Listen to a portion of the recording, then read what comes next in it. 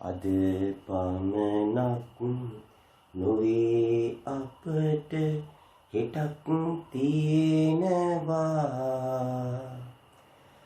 අරුණලුකෙන් සිනෙහි නව දිනක් ලබනවා අඳුරෙන් බර ආකර තුල මැණික් දිලෙනවා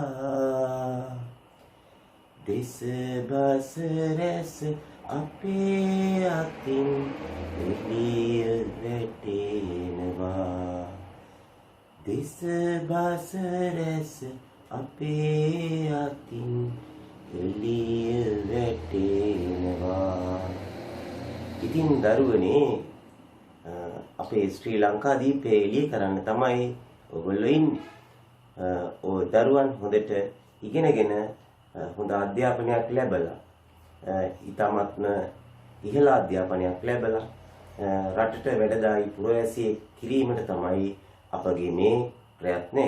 එතකොට තමයි අර අඳුරේ ආකර තුල සැඟවිලා තියෙන මැණික් එළියට අරගෙන ඔපනම් වලා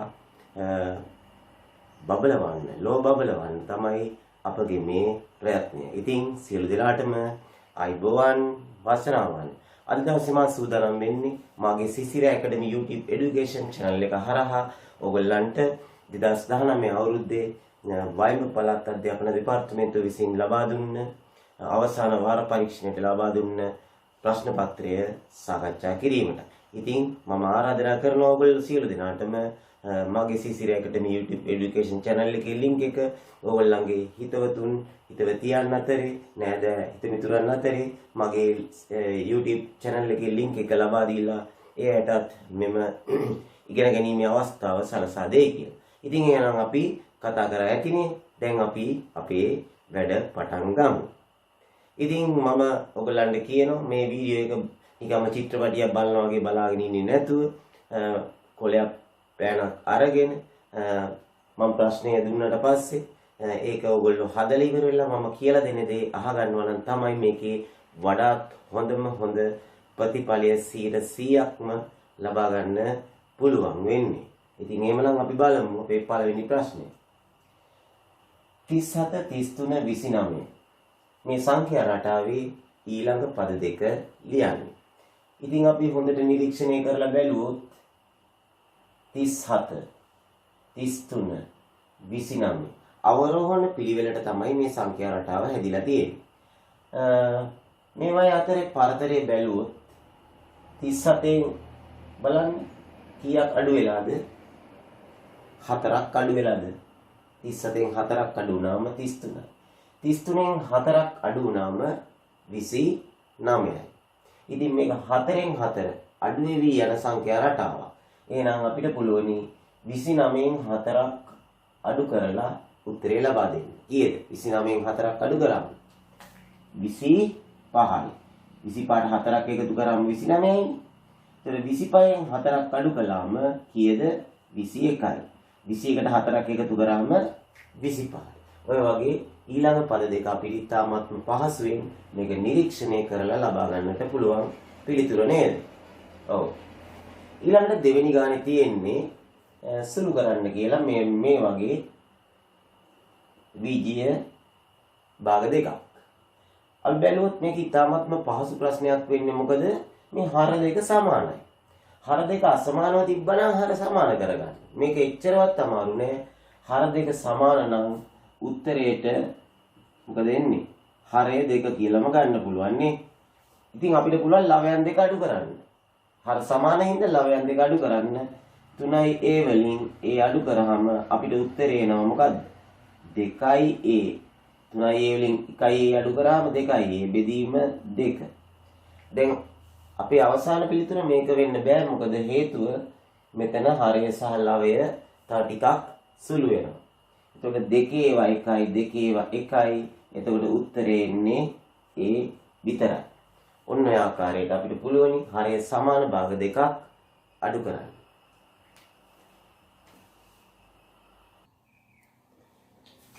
දරුවනි තුන්වෙනි ගාන මෙන්න මේ වගේ වෙන් රූපයක් දීලා තියෙනවා. මේ වෙන් රූපයේ අපිට තියෙන්නේ A' කුලකයේ අවයව සහිතව ලියන්න. මොකද්ද මේ A' කියන්නේ? A' කියන්නේ A වල අනුපූරකය කියන එක. ඒ කියන්නේ A වලට අයිති නැති කියන එක. A වලට නැති කියන අදහස. එතකොට A රවුමට අයිති නැහැලු. A රවුමට අයිති නැත්තම් මේ රවුමට අයිති නැති මේ කොටුව ඇතුලේ තියෙන ඔක්කොම ටික ලියවෙන්න. ඒ කියන්නේ මේ 3 1 2 8 කියන අවයව හතරම ලියවෙන්න. අපි ඒක ලියනකොටත් පොඩ්ඩක් මේ 3 1 2 8 කියන සංඛ්‍යා තුන පිළිවෙලට ලියුවොත් තමයි වඩා හොඳ. එතකොට 1 2 3 8 කියලා අපිට සංගල වරහණක් ඇතුලේ 1 2 3 8 සංගල වරහණක් ඇතුලේ මේක ලියන්න ඕනේ. මොකද හේතුව සංගල වරහණක් ඇතුලේ ලියුවොත් තමයි ඒක කුලකයක් හැටියට ගණන් ගන්නේ නේද? රයිට්. ඊළඟට අපිට දෙනවා පොඩි සමීකරණ. දෙගුණයක් p ධන 6 සමානයි 28 කියන සමීකරණය විසඳන්න. ඉතින් මේක විසඳන්න ක්‍රම දෙකක් තියෙනවා. එකක් තමයි අපිට පේනවා මේ p ධන 6 කියන වරහණ දෙකෙන් ගුණ වෙලා තියෙන්නේ. p ධන 6 කියන වරහණ දෙකෙන් ගුණ වෙලා තියෙන්නේ. ඉතින් අපිට පුළුවන් එක ක්‍රමයකට හදනවා නම් මේ දෙගුණයක් p ධන 6 කියන එකත් දෙකෙන් බෙදනවා 28ත් දෙකෙන් බෙදනවා. ඔය විදිහට බෙදලා ගන්න පුළුවන්. ඉතින් මේ දෙකෙන් බෙදුවේයි මේ දෙක කපලා දාන්න. දැන් අපිට උත්තරයක් එනවා p ධන 6 සමානයි 14යි කියලා. ඊට පස්සේ මම p හොයන්න නම් මේ 6 අයින් කරන්න. දෙපැත්තෙන්ම 6 6 අඩු කරන්න. එහෙම නැත්නම් අපිට පුළුවන් මේ 14 මේ එකතු කිරීම 6 එහා පැත්තට යනකොට අඩු කිරීම 6 වෙනවා. උත්තරේ 14න් 6ක් අඩු කළාම 8යි. තවත් ක්‍රමයක් තියෙනවා. මේක වරහන් ඉවත් කරලා මම ඕනනම් එකක් කියලා දෙන්න. මේක වරහන් ඉවත් කරාම එනවා 2p දෙකෙන් p ගුණ කරාම 2p දෙවරක් 6 12යි සමානයි 28යි කියලා අපිට ලැබෙනවා. ඊට පස්සේ අපි මේ p වලට මොකද වෙලා තියෙන්නේ? p දෙකෙන් ගුණ වෙලා 12ක් එකතු වෙලා තමයි 28ට සමාන වෙන්නේ. එතකොට අපි ඉස්සෙල්ලම කරන්න ඕනේ මේ 12 අයින් කරගන්න ඕනේ මේ පැත්තෙන්. එහෙමනම් දෙපැත්තෙන්ම 12 12 අඩු කරන්න පුළුවන්. එහෙම නැත්නම් අපිට පුළුවන් මේ ධන 12 එහා පැත්තට අරන් යන්න ඍණ 12යි කියලා. එතකොට අපිට ලැබෙනවා 2p සමානයි 28න් 12ක් අඩු කරාම 16යි. ඊට පස්සේ අපිට පුළුවන් දෙපැත්තම දෙකෙන් බෙදලා p සමානයි 8යි කියලා ගන්න. පැහැදිලිද? දැන් බලන්න මේ ගාන හදන්න අපිට ක්‍රම දෙකක් තියෙනවා. පැහැදිලි නේද? right.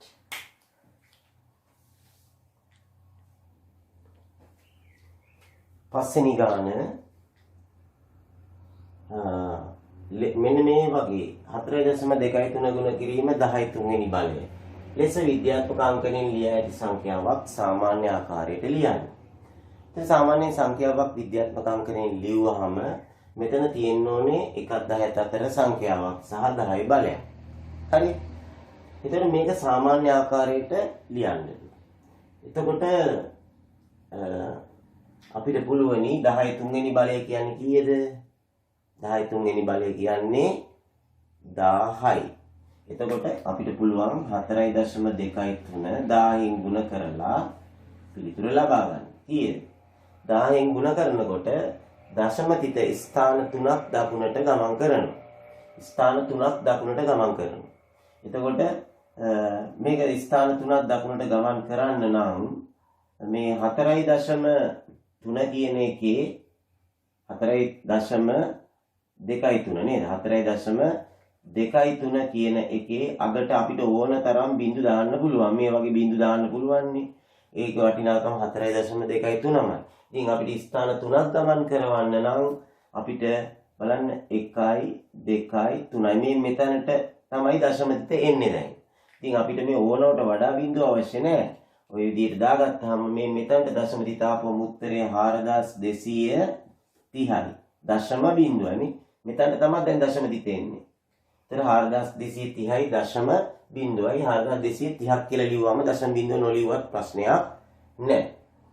තවත් විදිහකට ගත්තොත් එහෙම මෙතන 3 බලය තියෙනකොට අපිට ලැබෙන්න ඕනි සංඛ්‍යාව පූර්ණාංශීය ඉලක්කම් 4ක් තියෙන සංඛ්‍යාව.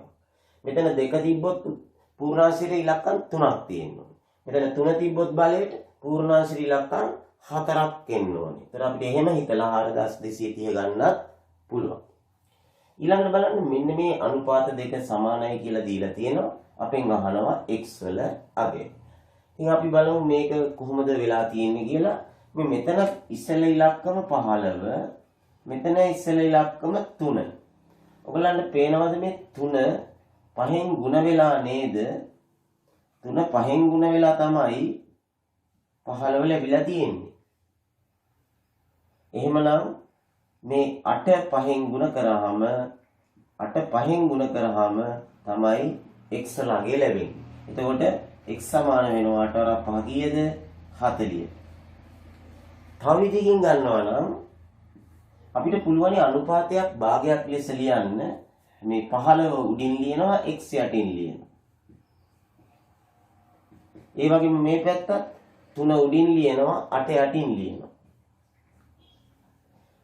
දැන් ඔන්න වගේ 15 බෙදීම x සමානයි 3 බෙදීම 8 කියලා ලැබෙනවා. දැන් ඊට පස්සේ හරස් ගුණිතය දාන්න පුළුවන්. හරස් ගුණිතය දාන්න පුළුවන් අපිට මේකේ 3 වරක් x 3යි x 8 වරක් 15 120යි කියලා. ඊට පස්සේ අපිට මේ දෙපැත්තම 3ෙන් බෙදලා x සමානයි 40යි කියලා උත්තරේ ගන්න පුළුවන්. බලන්න ඒ ගානත් අපිට පහසු ක්‍රමයකට හදන්න පුළුවන් ඔයගලන්ට තේරෙන විදිහට. right. ඊළඟට 7 වෙනි ගාන සුළු කර පිළිතුර ධන දර්ශක සහිතව ලියන්න කියලා තියෙනවා. උත්තරේ සුළු කරලා ධන දර්ශක සහිතව කොහොමරි අවසාන උත්තරේ දෙන්න ඕන. මේකත් අපි බලමු ක්‍රම දෙකකට හදන්න පුළුවන්. ඉස්සෙල්ලම අපිට පුළුවනි මේක මේ ලවයේ පාද සමාන නම් ගුණ කරනකොට මේ දර්ශක දෙක එකතු වෙනවා.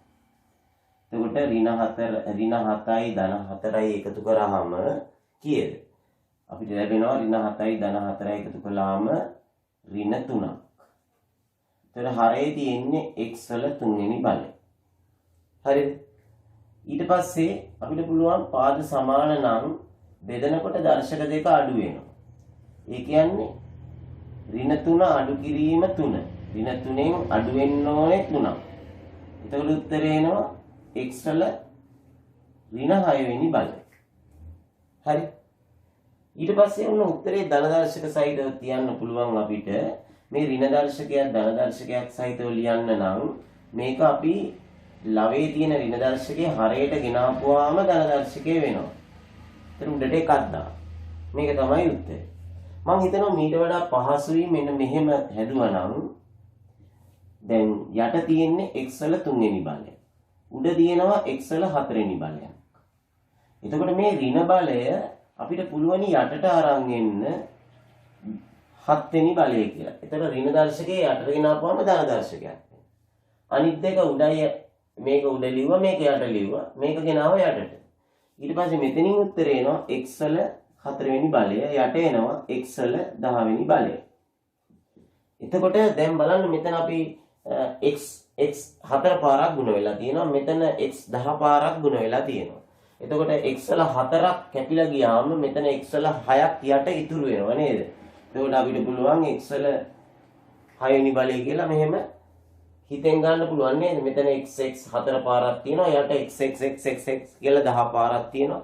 ඒකෙන් x වල 4ක් කැපිලා ගියාම 6ක් ඉතුරු වෙනවා කියලා x වල 6 වෙනි බලය යටට ගන්න පුළුවන්. මේ ආකාරයට අපිට පුළුවන් මේ ගාන Tamanට පහසු විදිහකට මෙහෙව ගන්න. අපිට කියනවා 8 වෙනි ගානේ A හා B වල අගයන් සොයන්න කියලා මේ රූප සටහනට අනුව.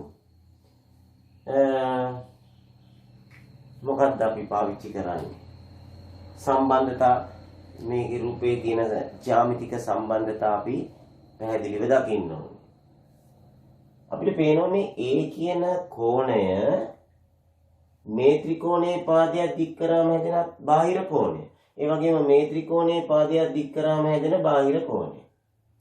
අපි දන්නවා ක්‍රමයක් මොකද්ද? ත්‍රිකෝණයක පාදයක් දික් කරාම හැදෙන බාහිර කෝණය අභ්‍යන්තර සම්මුඛ කෝණ දෙකේ එකතුවට සමාන වෙනවා. ඒ කියන්නේ මේ පැත්තෙන් ගත්තොත් මේ කෝණය මේ දෙකේ එකතුවට සමාන වෙනවා. මේ පැත්තෙන් ගත්තොත් මේ කෝණය මේ දෙකේ එකතුවට සමාන වෙනවා. බලන්න එකපාරම ඒ වලාගේ ගන්න පුළුවන් මේ ත්‍රිකෝණයෙන් ඒ වලාගේ සමානයි 90 කියලා. අංශක 90 උත්තරේ අංශක 130යි. ඒ වලාගේ අපිට ගත්ත හැකි 140. මේ 130. ඊළඟට මේ පැත්තෙන් ගත්තොත් මේ දැන් අපි මේකට උත්තරයක් හොයාගත්තා 130යි කියලා. මේ 130 සමාන වෙනව නේද b ධන 60ට. තව සම්බන්ධයක් ලියුවා b ධන 60 සමානයි 130යි කියලා. එතකොට b සමාන වෙනවා අංශක 130න් අංශක 60ක් අඩු කරාම එන උත්තරේට කීයද? 70ද? 70යි 60යි එකතු කරාම 130යි නේ. ඒ කියන්නේ 130න් 60ක් අඩු කරාම 70. ඒතර අපිට පුළුවන් A සහ B වලා කියන්නේ මේ ආකාරයට හොයලා දෙන්න. පැහැදිලිද? තේරුණාද? මොකද්ද පාවිච්චි කරපු ක්‍රමය? ත්‍රිකෝණයක පාදයක් දික් කරාම සෑදෙන බාහිර කෝණය අභ්‍යන්තර සම්මුඛ කෝණ දෙකේ එකතුවට සමානයි කියන ප්‍රමේය. ඊළඟට 9 වෙනි ගානෙන් අපිට කියනවා 23.05 ලීටර් කියන ද්‍රව ප්‍රමාණය නිවැරදිව දැක්කෙන පිළිතුරු තෝරන්න කියලා. එතන මෙතන ඒගොල්ලෝ පිළිතුරු 4ක් දෙනවා. මේ පිළිතුරු 4න් නිවැරදි පිළිතුරු ටික තමයි අපිට තෝරන්න කියලා කියන්නේ. මට කියන්න බලන්න ලීටරයට මිලිලීටර් කීයක් තියෙනවද? ලීටර් එකකට තියෙනවා මිලිලීටර් කීයක්ද? 1000ක්. එක ලීටරයකට තියෙනවා මිලිලීටර් 1000ක්. එහෙමනම් මෙතන තියෙන්නේ දශම ස්ථාන දෙකයිනේ. 23.05යි. එතකොට මේ ඇවිල්ලා මිලිලීටර් ගොඩේ අපි දශම ස්ථාන 3ක් එන්න ඕනේ. මෙතනට අගට බිඳුවක් දැම්මම ඒත් කියවෙන්නේ 23.05යි කියලා. එතකොට මට කියන්න බලන්න මෙතන මිලිලීටර් කීයක් තියෙනවද? මෙතන මිලිලීටර් තියෙනවා 50ක්. එතකොට ලීටර් 23යි මිලිලීටර් 50යි කියන පිළිතුර හරි. තව විදිහකින් කිව්වොත් එහෙම ඔක්කොම මෙතන තියෙනවා මිලිලීටර් 23000ක්. 23000ට 50ක් එකතු කරාම 23050යි මිලිලීටර්. එතකොට මෙන්න මෙතන මිලිලීටර් 23050 තියෙනවා. එහෙනම් මේ 23005වත් මිලිලීටර් 5 23යි ලීටර් මිලිලීටර් 5යි කියලා ඒ උත්තර දෙක අපිට මේකට ගැලපෙන්නේ නැහැ. පැහැදිලිද? right.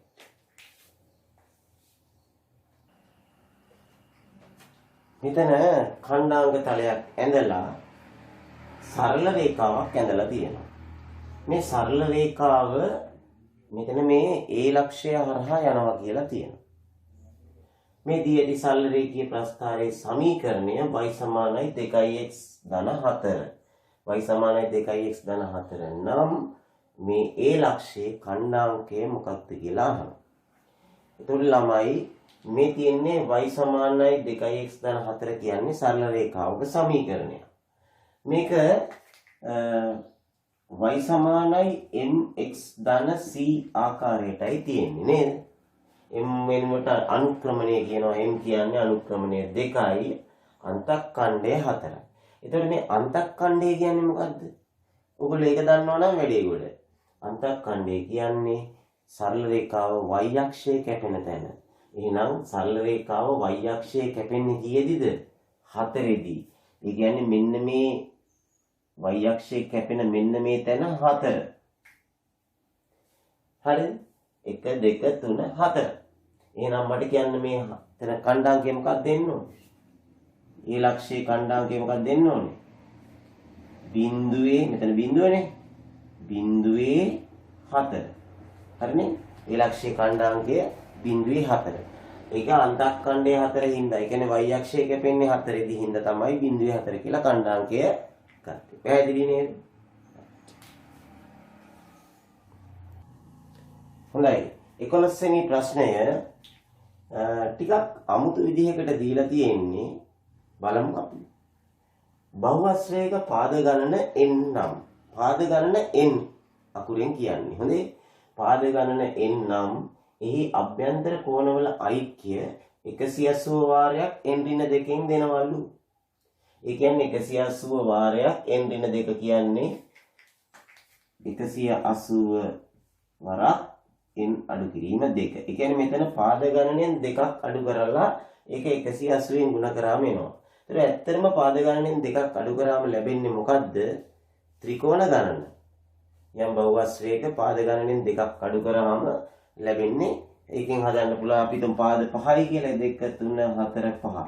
පාද 5 නම් මේ එක ශීර්ෂයක ඉඳලා අපිට පුළුවන් ත්‍රිකෝණ 3කට වෙන් කරන්න. බලන්න පාද 5යි නම් හැදෙන්නේ ත්‍රිකෝණ 3යි කියන අදහස. ඒතර මෙතන පාද ගණන තියෙන්නේ. ඒගොල්ලෝ කියනවා යම් එක බහුවස්ත්‍රයක අභ්‍යන්තර කෝණවල එකතුව 180 ගුණ කිරීම 5 කියලා. පාද ගණන කීයද කියලා අහනවා. ඒතර පාද ගණන කියන්නේ n අකුරෙන් කියවෙන එකනේ. අපි මේක පොඩ්ඩක් සකස් කරොත් 180 ගුණ කිරීම මේ 5 ලැබෙන්නේ මේ මෙතන n ඍණ 2නේ. 5 ලැබෙන්නේ 7න් 2ක් අඩු කරාම නේද? 7න් 2ක් අඩු කරාමනේ 5 ලැබෙන්නේ. එතකොට මෙතන n අකුර වෙනුවට තියෙන්නේ 7. ඒ කියන්නේ පාද ගණන කීයක් වෙන්න ඕනේද? ත්‍රිකෝණ ගණන 5ක් වෙන්න නම් පාද ගණන වෙන්න ඕනේ 7ක්. එම නිසා පාද ගණන සමානයි 7යි. එතකොට පාද අපෙන් ඇහුවොත් අනිත් පැත්තේ ප්‍රශ්නය පාද 7ක් තියෙන බහුවස්ත්‍රයක අභ්‍යන්තර කෝණ එකතුව කීයද කියලා අපි කරන්න ඕනේ 180 ගුණ කරනවා මේ පාද 7න් 2ක් අඩු කරලා එන 5න් 185න් ගුණ කරලා උත්තරය දෙනවා. දැන් පැහැදිලිද?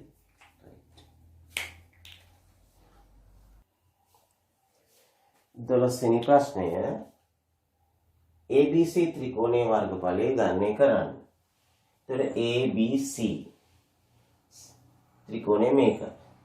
මේ තද ඉරෙන් ඇඳලා තියෙන ත්‍රිකෝණය.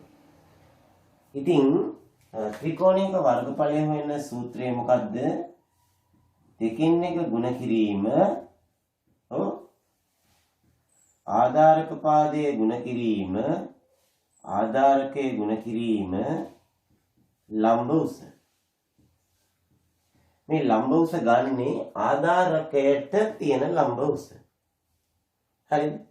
එතකොට බලන්න මේ ABC ත්‍රිකෝණයේ දැන් මෙතන පාද ගොඩාක් ලකුණු කරලා තියෙනවා. අපිට මේ ගාන හදන්නට අවශ්‍ය වෙන්නේ මේ ත්‍රිකෝණයේ ආධාර ලම්බකය ඇඳලා තියෙන ආධාරකයයි ලම්බක උසයි. එතකොට බලන්න ලම්බකයේ ඇඳලා තියෙන ආධාරකයේ වෙන්නේ AB නේ. එහෙනම් ආධාරකයේ හැටියට ගන්නේ 12. ඒ ආධාරකය දික් කරලා තමයි ලම්බකයේ ඇඳලා තියෙන්නේ. එතකොට ලම්බ උසර ගන්න වෙන්නේ 10. ආධාරක පාදයේ 12යි ලම්බ උස 10යි. දෙකේ ඒවා තියෙනවා 12ට 6ක්. උත්තරේ 10 වරක් 6 වර්ග සෙන්ටිමීටර් 60යි.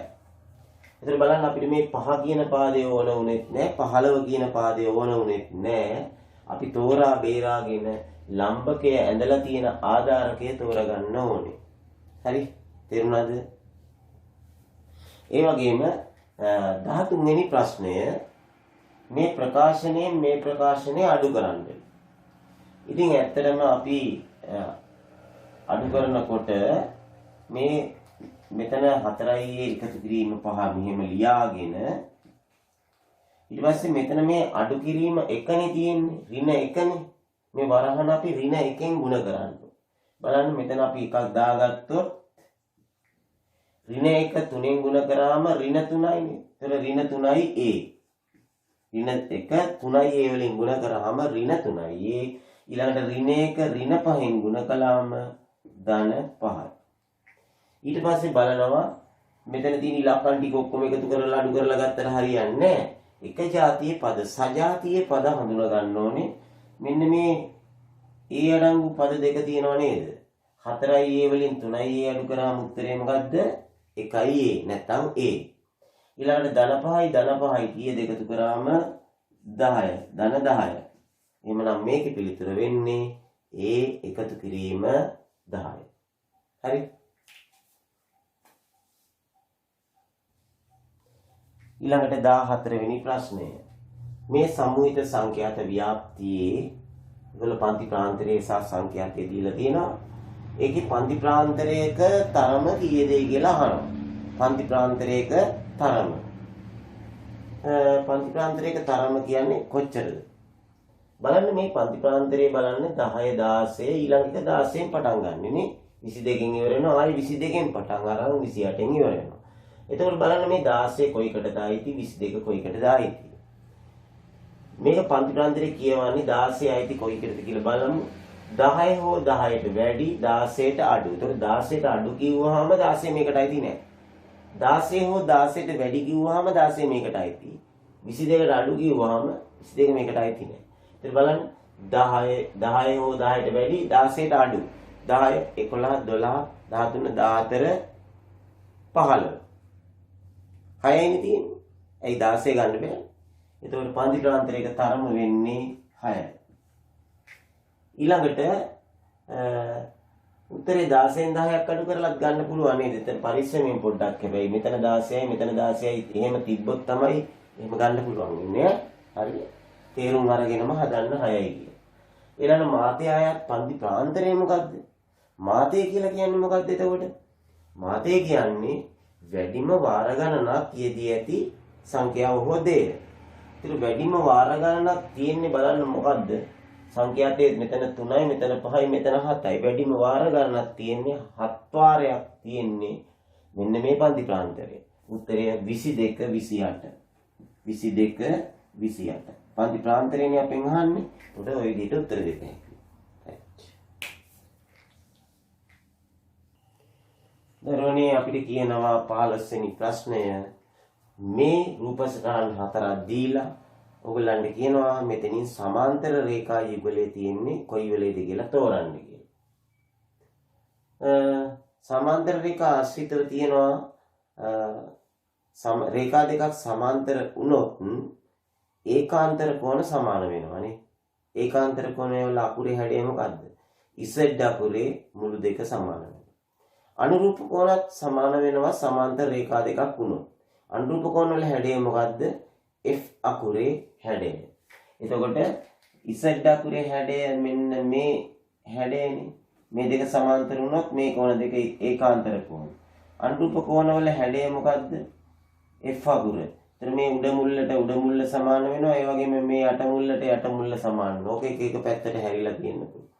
එහෙමත් නැත්නම් අර C අකුරේ මුළු දෙක මිත්‍ර කෝණ මේ රේඛා දෙක සමාන්තර වුණොත් මෙන්න මේ මිත්‍ර කෝණවල එකතුව අංශක 180ක් වෙනවා.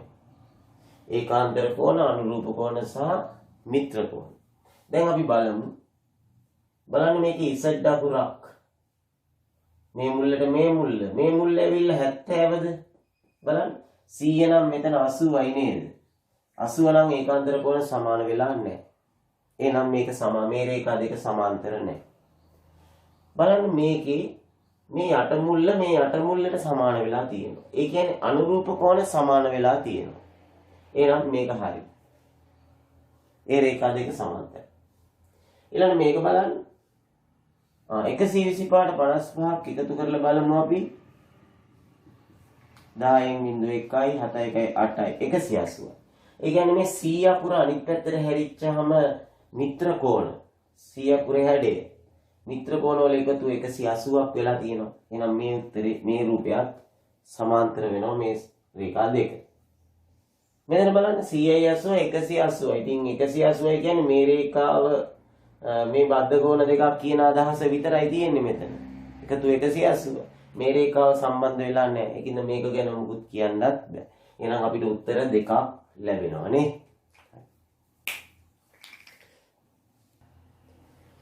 16 වෙනි ප්‍රශ්නය පෙට්ටියක එකම තරමේ හා එකම හැඩේ කළු හා රතු පැහැති කොණ්ඩ කටු 24ක් තියෙනවා. මෙතන පෙට්ටියක් තියෙනවා. මේ පෙට්ටියේ තියෙනවා කොණ්ඩ කටු 24ක් කළුයි රතුයි කලවමි. ඉන් අහඹු ලෙස එකක් ඉවතටගත් කටුවක් රතු පැහැති එකක් වීමේ සම්භාවිතාවය 24න් 14යි. කළු පැහැති එකක් වීමේ සම්භාවිතාව රතු පැහැති එකක් වීමේ සම්භාවිතාවය 24න් 14යි. රතු 24න් 14යි.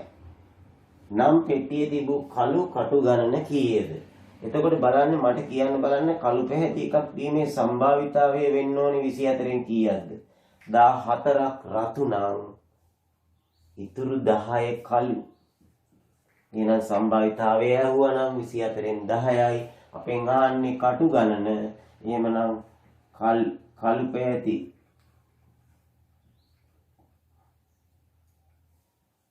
පැහැති කටු ගණන. කටු ගණන වෙන්නේ කීයද? කටු ගණනයි අපෙන් අහන්නේ උත්තරය 10යි. පැහැදිලි?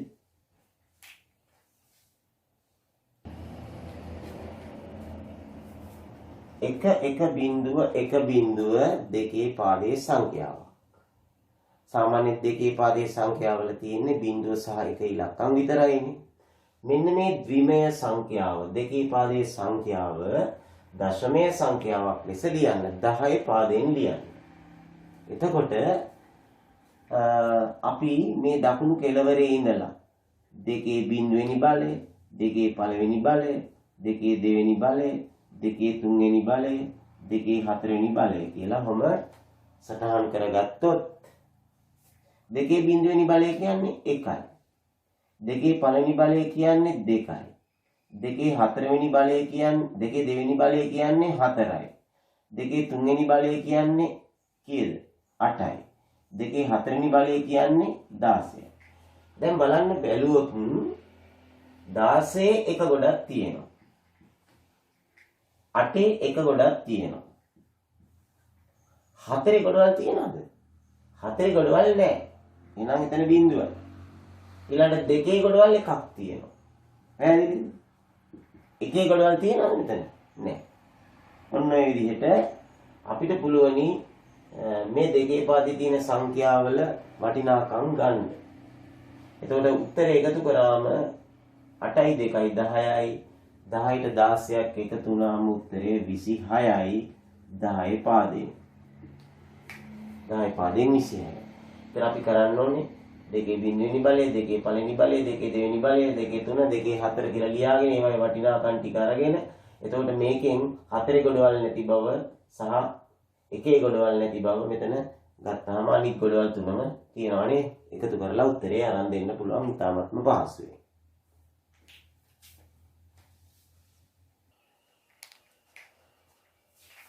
අපිට කියනවා මෙන්න මේ වගේ ඍජුකෝණී ත්‍රිකෝණයක් ඇඳලා දීලා AC පාදේ දිග අහනවා මේ පාදය 7යි මේ පාදය 24යි කියලා දීලා AC දිග. එතකොට මේ පාද අතරේ තියෙන පොඩි සම්බන්ධයක්. මොකද්ද මේ සම්බන්ධය? පාද අතරේ තියෙන සම්බන්ධය මොකද්ද? අපි ඒකට කියන්නේ පයිතගරස් සම්බන්ධය. පයිතගරස් සම්බන්ධයෙන් කියන්නේ මොකද්ද? මේ තියෙන්නේ AC කියන්නේ මේකේ දිගම පාදයනේ. කර්ණය ඍජුකෝණී ත්‍රිකෝණයක මේ කර්ණය වර්ග කරාම එන උත්තරය මේ පාදේ වර්ග කරලා එන උත්තරයයි මේ පාදේ වර්ග කරලා එන උත්තරයයි දෙක එකතුවට සමානයි කියන එක තමයි සම්බන්ධය. එහෙනම් අපිට පුළුවනි AC වර්ගය සමානයි කියලා ගන්න 7 දෙවෙනි බලයට එකතු කරන්න ඕනේ 24 දෙවෙනි බලයක්. හරි. අපි සුළු කරලා බලමු. 7 දෙවෙනි බලය නම් 7 දෙවෙනි බලය කියන්නේ 7 දෙපාරක් 7ක් 7නේ 49. ඊළඟට 24 දෙවෙනි බලය කියන්නේ 24න් ගුණ කරාම එන උත්තරේ. ඒක අපිට හිතෙන් කියන්න බැරි නම් අපිට පුළුවන් මෙන්න මේ විදිහට 24න් ගුණ කරලා උත්තරේ ගන්න 576යි කියලා. 4ක් 4 16 එකක් ඉතුරුයි 4ක් 2 8 1යි 9යි දෙවරක් 4 8යි දෙවරක් 2 4යි 15ට එකතු කරාම 576යි. ඊට පස්සේ අපිට පුළුවන් මේ 576යි 49යි එකතු කරලා බලන්න. 9යි 15 පාදෙම එකක් ඉතුරුයි 7යි 4යි 11යි 12යි 2 දැන් එකක් ඉතුරුයි 5යි 6යි. අපිට එනවා AC වර්ගය සමානයි 625. එහෙමනම් ළමයි AC කියන්නේ 625 වර්ගමූලය. AC කියලා කියන්නේ 625 වර්ගමූලය. මේ 625 එකම සංඛ්‍යාවක් දෙපාරක් ගුණ කරාම එන 625 එන්නේ කීයෙන් ගුණ වුණාමද? එකම සංඛ්‍යාව දෙපාරක්. මේක එන්නේ 25 ගුණ කිරීම 25න් තමයි 625 ලැබෙන්නේ. එහෙනම් AC පාදේ උත්තරේ කීයද? 25යි. තේරුණා? 25 සරක් 25 ඉන්නේ 625 ඉන්නේ. එහෙනම් ඒ 625 වර්ගමූලය වෙන්න ඕනේ 25.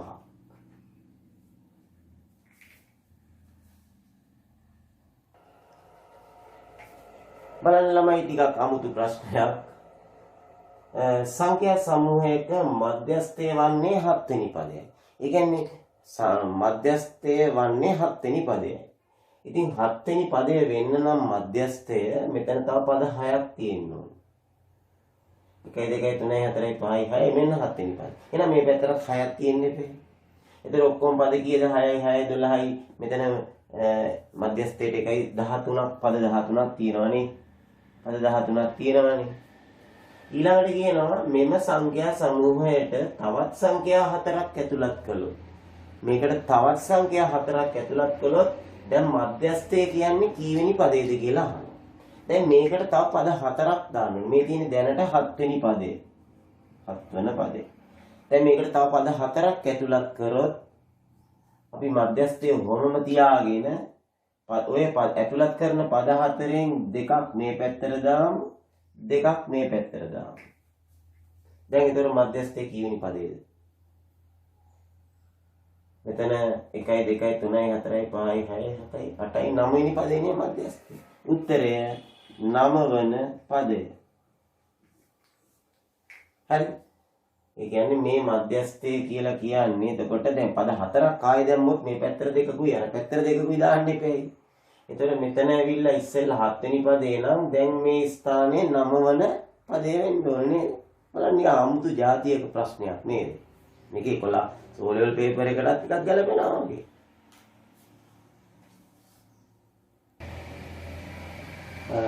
20 වෙනි ප්‍රශ්නය. පහත දී ඇති රේඛාවේ මධ්‍ය ලක්ෂය සොයා ගන්න ආකාරය. මේ AB රේඛාවේ මධ්‍ය ලක්ෂය සොයා ගන්න ආකාරය පත පිළිබඳ දැනුමින් රූපයෙන් දක්වා P ලෙස නම් කරන්නේ. කොහොමද අපි මේකෙන් මැද හොයාගන්නේ? එහෙමනම් මේක මැද හොයාගන්න ක්‍රමයක් කියන්න පුළුවන්ද? අපිට පුළුවනි මේක මැද හොයන්න මේකේ මේ AB රේඛාවේ ලම්බ සමච්ඡේදකයක් ඇඳගත්තොත් හරි මැද අපිට හොයාගන්න පුළුවන්. ඒක කරන්නේ අපිට පුළුවන් ඕන නම් කව කට්ට භාවිතා කරලා හරියටම හොයාගන්නත් මෙන්න මෙහෙම කව කට්ටේ තුඩ මේ භාගයකට මේ දිගෙන් භාගයකට වඩා පොඩ්ඩක් වැඩි දිගක් අරගෙන කව කට්ටෙන් A වල තියලා මේ පැත්තෙන් චාපෙකුයි මේ පැත්තෙන් චාපෙකුයි ගහනවා. ඊට පස්සේ A දුරම අරගෙන B වල තියලා මේ පැත්තෙන් චාපෙකුයි මේ පැත්තෙන් චාපෙකුයි ගහලා මේ චාප දෙක කැපෙන තැන මේ විදිහට ලකුණු කරගන්නවා. ලකුණු කරගෙන ඉවර වෙලා මෙහෙම ඊට පස්සේ මේක යා කරනවා. අපිට පුළුවන් මේක යා කරන්න මෙහෙම.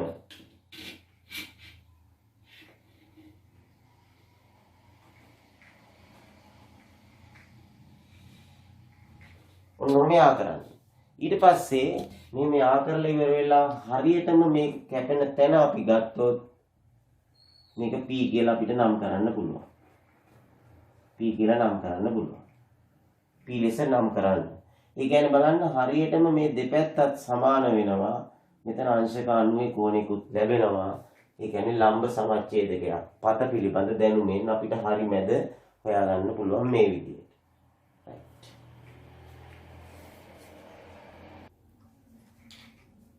එක කොටසේ ගණන් ප්‍රශ්න 20ට අපි සාකච්ඡා කිරීමෙන් පසුව දැන් දෙක කොටසේ පළමු ප්‍රශ්නය. පොඩි ක්‍රියාකාරකමක් සමග ත්‍රිපිසියමක වර්ගඵලය සෙවීම සඳහා සූත්‍රයක් ගොඩනගා ගන්න පොඩි ක්‍රියාකාරකමක් කරනවා. මෙතන ත්‍රිපිසියමක් තියෙනවා. ත්‍රිපිසියමක් කියන්නේ සමාන්තර පාද දෙකක් එක සම්මුඛ පාද යුගලයක් විතරක් සමාන්තර ත්‍රිපිසියමක්.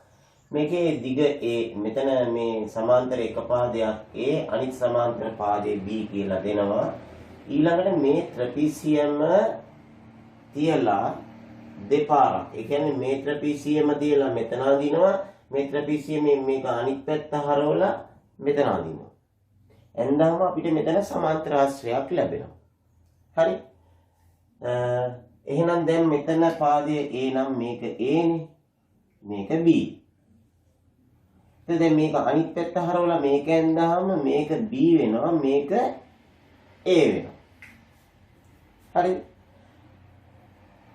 මේ ත්‍රිපිසියම මේ පැත්තට තියලා එක පාරක් අඳිනවා ඒක අනිත් පැත්තට තියලා අනිත් එක අඳිනවා. ඒකට සමාන්තරාශ්‍රයක් හැදෙන්නේ. පළවෙනි කොටසෙන් අහම මෙන්න දෙක රූපේ සමාන්තරාශ්‍රය AB දිග එහෙනම් කීයක් වෙන්න ඕනේද? මේ AB පාදේ දිග වෙන්න ඕනේ A ධන B. ඊළඟට අහනවා සමාන්තරාශ්‍රයේ වර්ගඵලය. සමාන්තරාශ්‍රයක වර්ගඵලය හොයන්නේ කොහොමද? සමාන්තරාශ්‍රයක වර්ගඵලය හොයන්නේ ආධාරකය ලම්බක උසෙන් ගුණ කරනවා. ඒතර ආධාරකය ඇවිල්ලා AB පාදේනේ ලම්බක උස H. ඒ කියන්නේ A ධන B H වලින් ගුණ කරාම උත්තරේ එනවා.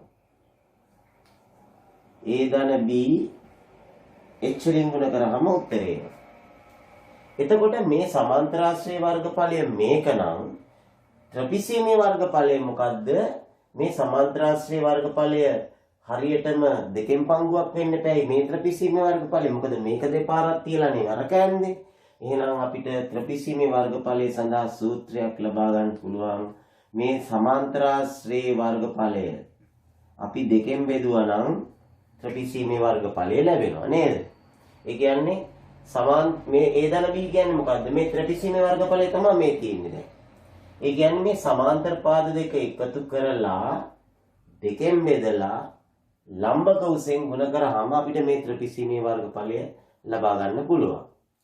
ඊළඟට ළමයි අපිට තුන්වෙනි කොටසෙන් කියනවා පොඩි ආදේශයක් කරන්න කියලා. මේ ආදේශය තමයි A වලට 6යි B වලට 10යි H වලට 5යි. A වලට 6කුයි B වලට 10කුයි H වලට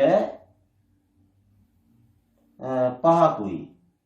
H වලට දාන්නලු 5ක් සෙන්ටිමීටර වලින් මේ හැම එකක්ම සෙන්ටිමීටර වලින් දාලා අපිට කියනවා දැන් ත්‍රිපිසියමේ වර්ගඵලය සොයන්න කියලා තුන්වෙනි කොටසේ. ඉතින් අපි බලමු තුන්වෙනි කොටසෙන් ත්‍රිපිසියමේ වර්ගඵලය හොයන්නේ කොහොමද කියලා. මෙතන මේ සූත්‍රයෙන් අපිට පුළුවන් නේද? ඒ කියන්නේ මේ සමාන්තර පාද දෙක එකතු කරාම එනවා 6යි 10යි එකතු කරලා. 6යි 10යි එකතු කරලා දෙකෙන් බෙදලා අපි ගුණ කරන්න ඕනේ ලම්බක උස අපිට දීලා තියෙනවා. එතකොට කීයක්ද තුන්වෙනි කොටසේදී ලම්බක උස 5ක් කියලා දීලා තියෙනවා. එතකොට 10යි 6යි 16යි 16 දෙකෙන් බෙදලා 5න් ගුණ කරන්න ඕනේ මේ ත්‍රිපිසියමේ වර්ගඵලය ගන්න නම්. 16 දෙකෙන් බෙදුවාම 8යි උත්තරේ එනවා 40යි වර්ග සෙන්ටිමීටර. වර්ග සෙන්ටිමීටර 40ක් අපිට මේ ත්‍රිපිසියමේ වර්ගඵලය ලැබෙනවා. මේගොල්ලෝ මේ A කියන්නේ 6යි B කියන්නේ 10යි H කියන්නේ 5යි කියලා දුන්නොත් මේ ත්‍රිපිසියමේ වර්ගඵලය අපිට ගණනය කරලා ගන්න පුළුවන් 40ක් කියලා වර්ග සෙන්ටිමීටර.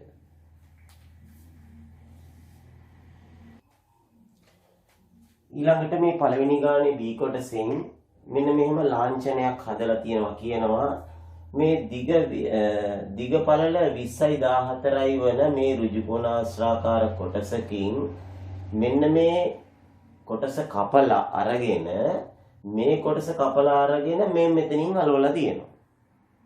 ඒතර මේ වගේ ලාංඡනයක් හදලා තියෙනවා. ඒතර මේ කොටස නෑ හොඳේ. මේක නෑ. හරි. ඊට පස්සේ අපිට අහනවා මෙහෙම ඇඳහම මේ H වල H කීයද කියලා අහන පළවෙනි කොටසෙන්. ඒතර බලන්න H හොයන්න නම් මේ දිග හොයන්න නම් මේ දිග 20යි. මෙන්න මේ දිග කීයද? මේ දිග ඇවිල්ලා ඔයගොල්ලන්ට පේනවද වෘත්තයේ අරයක් කියලා. මේ අර්ධ වෘත්තයේ අරයක් කියලා. මේ දිග 14 නම් අරය 7යිනේ. එහෙනම් මෙතන ඉඳලා මෙතනට දුර මෙන්න මේ දුර 7යි. එතකොට එච්චලාගේ ගන්න 20න් මේ 7 මෙන්න මේ උස 7යිනේ. එතෙල්ල මෙතනට 7යි. හරිද? එතකොට මේ උස 7යිනේ වෙන්නේ අරය 7යිනේ. එතකොට 20න් 7ක් අඩු කරාම කීයද? 20න් 7ක් අඩු කරාම 13යි සෙන්ටිමීටර්. රයිට්. ඊළඟට අහනවා දෙවෙනි කොටසෙන් මේ කපා ඉවත් කළ වෘත්තේ කපා ඉවත් කළ වෘත්ත ඛණ්ඩයේ වර්ගඵලය. මෙතන අර්ධ වෘත්තයක් කපලා අයින් කරලා තියෙන්නේ. ඒකේ වර්ගඵලය. මුළු වෘත්තයක වර්ගඵලය වෙන සූත්‍රය මොකද්ද? 5r වර්ගය. ඒතකොට එහෙමනම් අපි හොයන්න ඕනේ 5r වර්ගයෙන් භාගය. අපි ආදේශ කරොත් 5 වලට 7න් 22 r වර්ගය අරය නිෂ්කම්භය 14 නම් අරය 7යි 7 වර්ගය 7 වරක් 7 ඒක දෙකෙන් එකෙන් ගුණ කරමු. එක 7ක් කැපිලා යනවා. මේ දෙකකුත් කැපිලා යනවා. 22ත් එක්ක 11යි. උත්තරේ එනවා 11 සරක් 7 77යි වර්ග සෙන්ටිමීටර. හරි. ඊළඟට අහනවා තුන්වෙනි කොටස අඳුරු කරපු කොටසේ වර්ගඵලය. මේ අඳුරු කරපු කොටසේ වර්ගඵලය හොයන්න නම් දැන් මේ අර්ධ වෘත්තයේ වර්ගඵලය කපා ඉවත් කරපු එකමනේ මෙතන හයි කරලා තියෙන්නේ. එතකොට මේකේ වර්ගඵලය දැන් අපි හොයාගෙන ඉවරයි 77යි කියලා. මේ ත්‍රිකෝණයක වර්ගඵලය හොයුවා හරි නේද? අපි හොයමුකෝ මේ ත්‍රිකෝණයේ වර්ගඵලය. ත්‍රිකෝණයේ වර්ගඵලය හොයන්න පුළුවන් දෙකෙන් එක ගුණ කිරීම. මේ ත්‍රිකෝණයේ ආධාරකය කීයද? මේ ත්‍රිකෝණයේ ආධාරක පාදය ඇවිල්ලා 14යි. මේ ත්‍රිකෝණයේ ආධාරකයේ 14යි ලම්බ කුස අපි ඉස්සෙල්ලා හෙව්වා 13යි. ආධාරකයේ 14යි ලම්බ කුස 13යි. දෙකේවා 7යි. එතකොට 4ක් 3 21යි දෙකක් ඉතුරුයි 4ක් 1 7යි 2යි 9යි. එතකොට වර්ග සෙන්ටිමීටර් 91ක් එනවා මේ ත්‍රිකෝණයේ වර්ගඵලය. එහෙනම් මේ ත්‍රිකෝණයේ වර්ගඵලය 91 නම් අර්ධ වෘත්තයේ වර්ගඵලය 77 නම් එතකොට 77යි 91යි එකතු කරලා උත්තරය දෙන්න පුළුවන් අඳුරු කරපු කොටසේ වර්ගඵලය වර්ග සෙන්ටිමීටර් 168ක් කියලා. ඒතර අපි මේ ත්‍රිකෝණයේ වර්ගඵලය හොයාගෙන ඉන්න ඕනේ. මෙතන අර්ධ වෘත්තයේ වර්ගඵලය හෙව්වා. ත්‍රිකෝණයේ වර්ගඵලය මෙතන හෙව්වා. ඒ උත්තර දෙක එකතු කරලා අපිට පුළුවන් මේ අඳුරු කරපු සම්පූර්ණ රූපේ අඳුරු කරපු රූපේ වර්ගඵලය හොයන්න.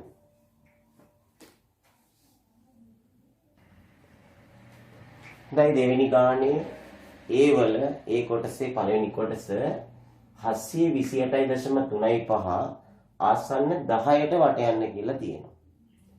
එතකොට ආසන්න 10ට වැටෙවුවාම අපි දැන් වට යන්න ඕනේ කොතනද? දැන් උත්තරේ එන්න ඕනේ 700ද 710ද 720ද 730ද 740 ඔකෙන් මොකක් හරිනේ. එතකොට අපි ආසන්න 10ට වට යනවා කියලා කියන්නේ මෙන්න මෙතනට වට යන්න ඕනේ. එතකොට වට යනකොට ඊට දකුණු පැත්තෙන් තියෙන ඉලක්කම දිහා තමයි බලන්නේ. එතකොට මෙතන මේ වට යන තැන ආසන්න 10ට එක බිඳුවක් නේ බිඳුව ලියන්න ඉඩ තියාගෙන එක මෙතනට වැටෙව්වහම එතන දකුණු පැත්තේ තියෙන ඉලක්කම 5 හෝ 5ට වැඩි නම් මෙතනට එකක් එකතු කරනවා. දෙකට එකක් එකතු කරනවා. හරිනේ 8නේ තියෙන්නේ 5ට වැඩිනේ. එහෙනම් මෙතන 3 වෙනවා. ඒතර උත්තරය 730යි. අර දශම ටික ඒ පැත්තට බිඳු වෙන්නේ. ඒතකොට උත්තරේ එන්නේ කීයද 10ට වැටුවාම 730යි. අපි නිකන් හිතුවත් මේක ඇත්තටම 720ටද ළඟ 730ටද ළඟ කියලා අපිට පේනවා 730ට ළඟයි කියලා. එහෙම හිතලා ගන්නත් පුළුවන් ආසන්න 10ට වට යන්නේ කිව්වම. ඊළඟට සුළු කරන්න තියෙනවා චූටි ගානක් අල්ලා යන්න. 750 පහෙන් 3ක්. ඉතින් මේ අල්ලා යන්නේ තේරුම ಗುಣ කිරීම ලකුණ. ඉතින් අපි ಗುಣ කිරීම තියනවා කියලා හිතාගෙන මම නම් කැමතිම නෑ අල්ලා යන්නට ಗುಣ කිරීම ලකුණ මෙතනට දානවට අල්ලා යන්න තියාගෙනම අපි සුළු කිරීම කරමු.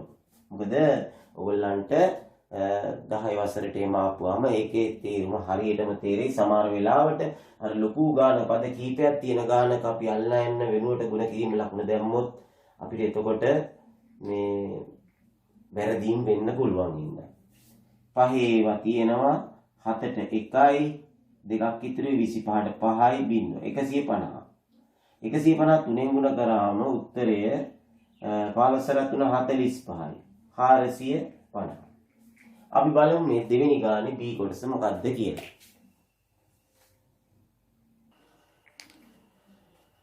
දෙවෙනි ගානේ B කොටස මෙහෙමයි. රුපියල් 5000කට මිලදී අරගෙන එතකොට මේ ගත් මිල තමයි 5000.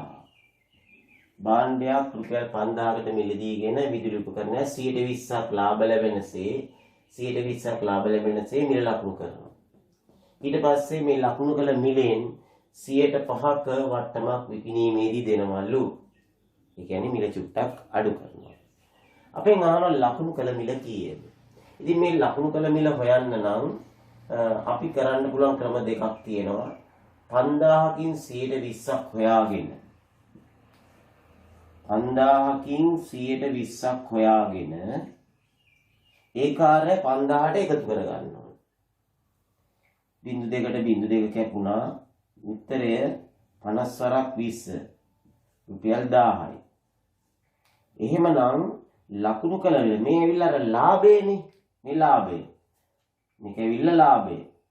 එතකොට ලකුණු කළ මිල වෙන්නේ රුපියල් කීයද? 5000ට මේ 10 එකතු කරාම රුපියල් 6000යි. මේක හදන්න තවත් කෙටි ක්‍රමයක් තියෙනවා. එකපාරම ලකුණු කළ මිල හොයන්න පුළුවන්. ලකුණු කළ මිල. ඒ කියන්නේ මේ 5000 ලකුණු කළ මිල හොයන්න මේ 5000ට වඩා 120ක් හොයලා එකතු කරන එක වෙනුවට කෙලින්ම අපි ලකුණු කළ මිල හොයන්න 5000 ගුණ කරනවා 100ට 120ෙන්. 100ට 120ෙන්. එතකොට අර 120 මේකට එකතු වෙලාම උත්තරේ එනවා. එක පියවරෙන් හදන්නත් පුළුවන්. බලන්න නැද්ද කියන්නේ? මේ බිංදු දෙකට මෙතන බිංදුවකුයි මෙතන බිංදුවකුයි කැපුවාම බලන්න බිංදු දෙකයි ඉතුරුනේ උඩ 12 5 60යි බිංදු දෙකයි. උත්තරේ රුපියල් 6000 කෙලින්ම ගන්න පුළුවන්. දැන් මේ තමයි ලකුණු කළ මිල. 5000ට අරන් 6000ට ලකුණු කරනවා. හැබැයි 6000ට මිගුරන්නේ නැහැ නේ. 6000ට මිගුරන්නේ නැහැ. ඒකෙන් 100%ක වට්ටමක් දෙනවා.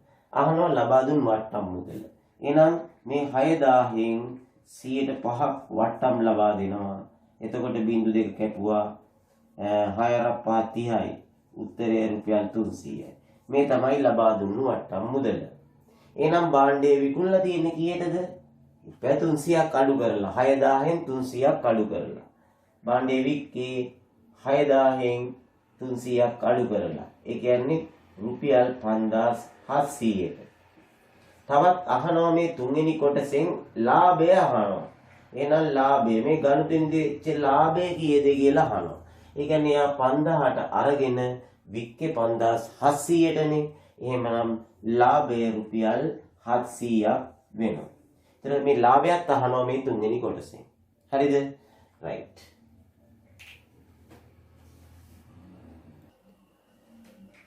තුන්වෙනි ගාන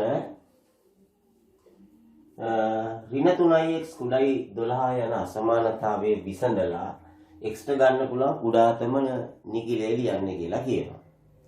එතකොට අපි මේක විසඳනකොට බලන්න පොඩි ගැටලුවක් තියෙනවා මෙතන. මෙතන තියෙන්නේ ඍණ 3x. එතකොට ළමයි අපි අසමානතා ලකුණ තියෙද්දි ඍණ සංඛ්‍යාවකින් ගුණ කරනකොට හෝ ඍණ සංඛ්‍යාවකින් බෙදනකොට අසමානතා ලකුණ මාරු වෙනවා කියලා මතක තියාගන්න. ඒ කියන්නේ අනිත් පැත්තට හැරෙනවා. එහෙනම් මම දැන් මේක විසඳන්න නම් මේක දෙපැත්තම බෙදන්න ඕනේ මම ඍණ 3. මෙහෙම ඍණ 3ෙන් බෙදනකොට අසමානතා ලකුණ අනිත් පැත්තට හැරෙනවා. එතකොට මේ අසමානතා ලකුණ මේම තියෙන එක අනිත් පැත්තට හැරෙනවා. එතකොට දැන් බලන්න ඍණ 3 කැපුණාම දැන් ඉන්නේ x විශාලයි ඍණ 4 කියලා. අපෙන් අහන්නේ දැන් ගන්න පුළුවන් කුඩාතම නිකිලේනේ. එතකොට අපිට පුළුවනි මේ අසමානතාවයට ගැලපෙන අවයව ටික මෙතන ලියාගන්න. x වල අගය ඍණ 4ට වඩා වැඩි. x වල අගය ඍණ 4ට වඩා වැඩි කියන්නේ සංඛ්‍යා රේඛාවක ඍණ 4ට වඩා වැඩි ඒවා තියෙන්නේ මේ පැත්තේ. බලන්න ඍණ 4ට දකුණු පැත්තෙන් තියෙන්නේ ඍණ 3 නේද? ඒතර ඍණ 3 ඍණ තව ඊට එහාටින් තියෙනවා ඍණ 2 ඍණ 1 බිංදුව ඔය විදිහට අපිට 1 2 3 කියලා ඔහම ලියාගෙන යන්න පුළුවන් නේ. ඒතර බලන්න මෙතන තියෙන මේ ලියලා තියෙන එහා පැත්තේ තියෙන සංඛ්‍යා ගැන අපිට මුකුත් කියන්න බෑ කීයෙන් ඉවර වෙනවද කියලා. නමුත් මෙන්න මේක නේද මෙතන තියෙන පොඩිම එක. ඍණ 3 නේද පොඩිම ඇයි තියෙනවනේ නිකිල කියන්නේ ධන නිකිලක් තියෙනවා ඍණ නිකිලක් තියෙනවානේ. එතකොට මෙතන අපිට කියන්නේ කුඩාතම නිකිලේ ලියන්න කිව්වම උත්තරේ ඍණ 3. හරි ඍණ 4 නෙමෙයි. ඇයි x ලාගේ ඍණ 4ට වඩා වැඩි කියලා කිව්වම ඍණ 4 ගන්න බෑ. ඊළඟට මේකේ සාධක සොයන්න කියනවා. අපි බැලුවාම මේකේ පොදු සාධක තියෙනවා වගේ පේනවද? මොකද්ද පොදු සාධකය?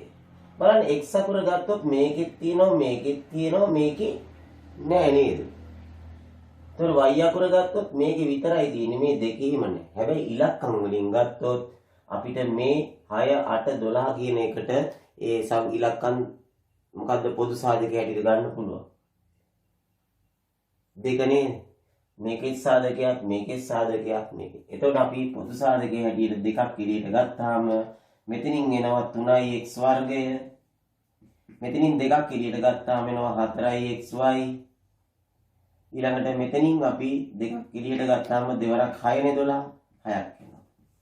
ඉතින් අපිට මේ විදිහට මොකක සාධක හොයන්න දුන්නත් අපි පොඩ්ඩක් මේ විදිහට කල්පනා කරලා බලලා අපිට හදාගන්න පුළුවන්.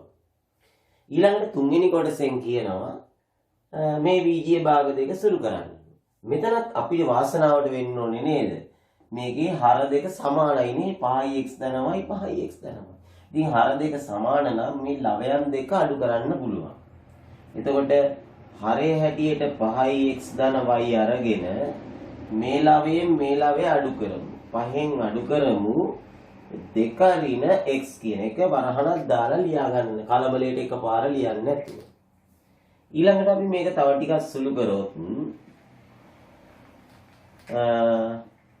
5x ධන y මෙතන බලන්න 5 මෙතන බලන්න ඍණ 1 තියෙන අර ඉස්සෙල්ලා කලින් ගානකක් තිබ්බනේ. ඍණ 1න් අපි වරහණ ඉවත් කරන්නේ. ඍණ 1 2න් ගුණ කළාම ඍණ 2යි. ඍණ 1 ඍණ x වලින් ගුණ කළාම ධන x කියලා එනවා. එතකොට අවසාන උත්තරේ හැටියට මේකක් ලියන්න බෑ. මොකද හේතුව මේ ලවය තා පොඩ්ඩක් සුළු වෙනවා. එක් සජාතිය පද 5න් දෙකක් අඩු කරන්න පුළුවන්. 5න් දෙකක් අඩු කරාම 3 ධන x බෙදීම 5x ධන y කියලා අපිට උත්තරේ ලැබෙනවා. මේක අපි හතරවෙනි කොටසත් පොඩ්ඩක් බලමු. මොකක්ද කියලා. අපිට දෙනවා ළමයි සමගාමී සමීකරණ යුගලක් විසඳන්න දෙනවා සුළු කරන්න කියලා. ඒ කියන්නේ අපි මේ දෙක විසඳලා ඒත් හොයන්න ඕනේ බීත් හොයන්න. අපි කරන්න ඕනේ ඉස්සෙල්ලම බලන්න ඕනේ මේකේ සංගුණක සමානව තියෙන තැන් තියෙනවද කියලා. A වල සංගුණක මේකේ 2 මේකේ 1. B වල බලන්න ඍණ 3 ධන 3. තුනේ ඉලක්කම් තියෙනවනේ. එහෙනම් අපි සංගුණක ආයේ සමාන කරගන්න දෙයක් නැහැ. දැන් බලන්න ඍණ 3යි ධන 3යි කැපිලා යන්නේ එකතු කරොත්ද අඩු කරොත්ද? ඍණ 3යි ධන 3යි කැපිලා යන්නේ එකතු කරොත් බිඳුව වෙනවා. එහෙමනම් අපි මේ සමීකරණ දෙක 1 2 කියලා නම් කරලා එක සමීකරණයයි දෙක සමීකරණයයි එකතු කරනවා. වම් පැත්තට වම් පැත්ත එකතු කරනවා දකුණු පැත්තට දකුණු පැත්ත එකතු කරනවා. දැන් අපි ලියනවා වම් පැත්තට වම් පැත්ත 2යි a ඍණ 3යි b ඒකට එකතු කරනවා a ධන 3යි b බලන්න එතකොට මේ 3යි b ඍණ 3යි b ට ධන 3යි b කැපිලා යනවා. දකුණු පැත්තත් එහෙම කරනවා ඍණ 3ට එකතු කරනවා 12ක්. දැන් බලන්න ඉතුරු වෙන්නේ මොනවද? 2යි a ධන a කියන්නේ 3යි a මෙතන ඍණ 3යි ධන 12යි කියන්නේ කීයද? ලකුණු දෙක වෙනස් නේද එකතු කරන. ලොක්කගෙන් පොඩ්ඩ අඩු කරනවා 12න් 3ක් අඩු කරාම 9යි ලොක්කගේ ලකුණ ධන 9යි එන්නේ. ඊට පස්සේ දෙපැත්තම 3ෙන් බෙදනවා. a සමානයි 3යි කියලා අපිට පිළිතුර ලැබෙනවා. දැන් අපිට තියෙන්නේ a වලට අගේ හෙව්වට පස්සේ මේ දෙකෙන් පහසු සමීකරණයක් තෝරගෙන b හොයන්න. අපි මෙතන ධන 3යි b තියෙන හින්දා අපි දෙවෙනි සමීකරණය තෝරගමු. a ධන 3යි b සමානයි 12 කියන එක තෝරගෙන අපි a තියෙන තැනට දාමු. කීයක්ද? ඒ තියෙන තැනට අපි 3ක් දාමු. එතන 3 ධන 3b සමානයි 12යි. ඊට පස්සේ අපි 3b උක්ත කරගන්න නම් මේ ධන 3 එහා පැත්තට අරන් යනවා. ධන 3 එහා පැත්තට යනකොට ඍණ 3 වෙනවා. එතකොට 3b සමානයි 9ක් එනවා. ඊට පස්සේ b හොයන්නේ කොහොමද? b හොයන්නේ දෙපැත්තම කීයද? දෙපැත්තම 3ෙන් බෙදලා b සමානයි 3ක් එනවා. ඒතර a වලටත් 3යි b වලටත් 3යි. ඉතින් ඒක එක ළඟ ලියනවා නම් a සමානයි 3යි b සමානයි 3යි කියලා එක ළඟ ලියලා පෙන්නන්නත් පුළුවන් ඕන නම් නේද?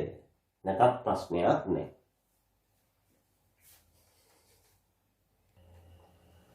එහෙනම් අපේ 4 වෙනි ගාන සරත්‍ර කුලකයේ හැටියට A B C D E F G H I J වෙනකන් දීලා තියෙනවා. A කුලකයට A B C D E F දීලා තියෙනවා.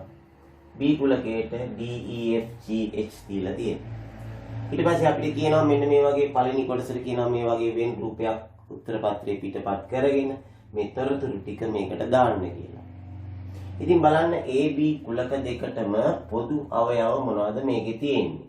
ABC අකුරු තුන මේකේ නෑ. D තියෙනවා, E තියෙනවා, F තියෙනවා.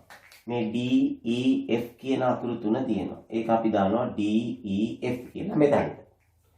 ඒක දැම්මම A වල ඉතුරු වෙනවා තව ABC කියලා. මෙතනට දානවා ABC. ඊළඟට මේ DEF මේ DEF කියන අකුරු තුන මැදට දාලා තියෙන ඉඳන් මේකේ B කුලකේ ඉතුරු වෙනවා GH.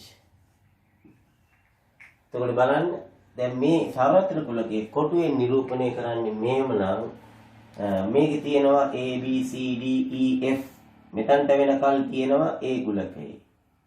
ඊළඟට D E F G H D E F G H මෙතන ඉඳලා මෙතනට තියෙනවා B කුලකේ. එතකොට ඉතුරු වෙන්නේ I J විතරයි. එහෙනම් එළියට I J කියලා අපි දානවා. එතකොට දැන් ඔන්න වෙන් රූපය හරි. දැන් අපෙන් අහනවා ළමයි A dash.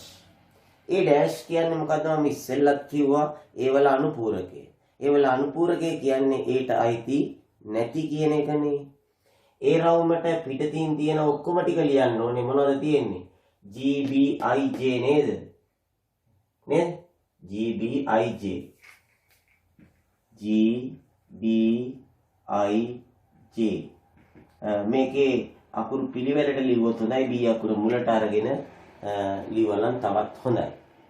ඊළඟට A මේලේ B අහනවා. A මේලේ B කියලා කියන්නේ මොකද්ද? මේ මේලේ ලකුණ ඔක්කොම ටික කියන එක. AB රවුන්ඩ් එක ඇතුලේ තියෙන ඔක්කොම ටික. කියන්නේ මෙතන තියෙන අකුරු වලින් IJ නැතුව ඉතුරු ටික ඔක්කොම දැන් මෙතන ලියවෙන්න ඕන. A B C D E F G H IJ විතරක් නැතුව H වෙනකම් මෙතන ලියවෙන්න ඕන. ඊළඟට තුන්වෙනි කොටසෙන් කියනවා A ඡේදනයේ B මේ ඡේදනයේ ලකුණ. A ඡේදනයේ B ප්‍රදේශය මේ වෙන් රූපේ අඳුරු කරන්න. ඉතින් ඕගොල්ලෝ මතක තියාගන්න ආය අලුතෙන් එකක් අඳින්නේ මේ ඒ රූපේම ඔයගලන්ට අඳුරු කරලා පෙන්වන්න පුළුවන් මේ ඇතුළත් කරපු රූපේම නැත්නම් වෙන එකක් ඇඳලා හරි කමක් නැහැ. මෙන්න මේ විදිහට මේ අකුරු වලට හානියක් නොවෙන්න මෙන්න මේ විදිහට අකුරු වලට කියන්නේ අකුරු නොපෙනෙන්න අඳුරු කරන්න එපා. අකුරු ටික පේන්න බොහොම පැහැදිලිව අඳුරු කරලා පෙන්වන්න. හරි. බලමු මේකේ ත්‍රිකොටස. හතරවෙනි ගානේ B කොටස. ඒකේ සම්භාවිතාවයට සම්බන්ධයි කාසියක් හා 1 2 3 4 අංකයේ දු සවිදි චතුස්තල ධාතු කැටයක්. කාසියකුයි පැති 4 තියෙන සවිදි චතුස්තල ධාතු කැටයකුයි එකවර උඩ දමා වැටෙන පැත්ත නිරීක්ෂණය කරලා තියෙනවා. මෙතෙන්දී පොඩි ගැටලුවක් තියෙනවා. දැන් කාසියක් උඩ දාලා නම් අපිට උඩින් බැලුවාම පේන පැත්ත තමයි අපි ගණන් ගන්න. නමුත් චතුස්තල ධාතු කැටය උඩ දැම්මහම අර බිම ගෑවිලා තියෙන පැත්ත තමයි අපි ගණන් ගන්නෙ. හොඳේ? නියදී අවකාශයේ එක් ප්‍රතිඵලයක් පහත වේ. අනිත් ප්‍රතිඵල ටික ලියන්නලු. නියදී අවකාශයේ සම්පූර්ණ කරන්න. එක ප්‍රතිඵලයක් තමයි කාසියේ සිරස ලැබෙනකොට චතුස්තලයේ එක ලැබිලා තියෙන අවස්ථාව. එහෙනම් තව එකක් සිරස දෙක. තව එකක් සිරස 3. තව එකක් සිරස 4. තවත් ලැබෙන්න පුළුවන් මේ විදිහට. අගය 1 කාසියේ අගය ලැබෙනකොට චතුස්තල ධාතු කැටේ 1 ඒ විදිහටම අගය 2 අගය 3 අගය 7 මෙන්න මේ විදිහට නියදී අවකාශයට එනවා අවයව 8ක්. ඒක පිළිවෙලට ලියුවාම පැටලෙන්නේ 8ම ලියාගත්තා. ඒ ඇසුරෙන් කාසියේ සිරස සමග චතුස්තලයේ ඔත්තේ සංඛ්‍යාවක් ලැබීමේ සිද්ධිය කැපිටල් A. කාසියේ සිරසයි චතුස්තල ධාතු කැටේ ඔත්තේ. බලන්න NA කීයද කියලා අහනවා. ඒ වල අවයව. බලමු අපි එතන කාසියේ සිරසයි චතුස්තල ධාතු කැටේ ඔත්තේ. මේන් එකක්. සිරස සහ එක කියන්නේ ඔත්තේ. මේන් තව එකක්. සිරස සහ එක කියන්නේ මේ තුන කියන්නේ ඔත්තේ. එතන මේව ගන්න බෑ මේ ඊරට්ට දෙකක් නේ. සිරස තියෙන්නේ මේ දෙකේ විතරයි. මේ වෙලේ තියෙන්නේ අග යන්නේ. එහෙනම් අවයව ගන්න 2යි. එතකොට සම්භාවිතාවය කීයද? ඔක්කොම 8ක් තියෙනවා. සම්භාවිතාවය ඇවිල්ලා 8න් 2යි. මෙන්න මේ ප්‍රශ්න දෙකට පිළිතුරු. ඉතාමත්ම පහසුයි. හොඳයි.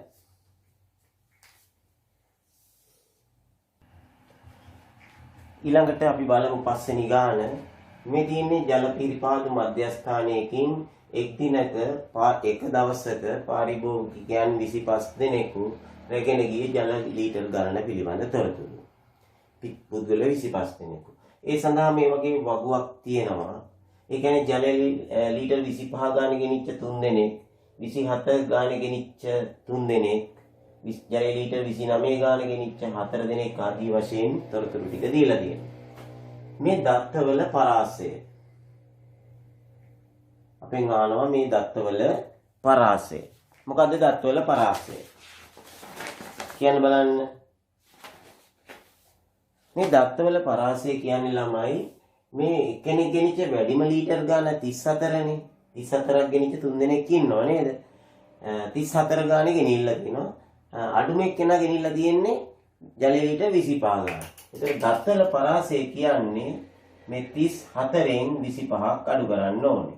උත්තරේ කීයද? 9. දත්තවල පරාසය 9යි.